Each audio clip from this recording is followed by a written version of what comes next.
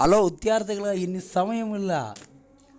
ഇന്ന് 25 കാപ്പി സോഷ്യൽ ഇനി 2 ദിവസം കൂടെ ഉള്ളൂ. സെക്രട്ടറിയുടെ അറ്റൻഡൻറ്റിൻ്റെ പരീക്ഷയിൽ പെട്ടെന്ന് പഠിച്ചു തുടങ്ങുക. ഞാൻ പറഞ്ഞ വിഷയങ്ങളെല്ലാം നിങ്ങൾ പഠിച്ചുകൊണ്ടിരിക്കുന്നതാണെന്ന് എൻ്റെ ഒരു വിശ്വാസം.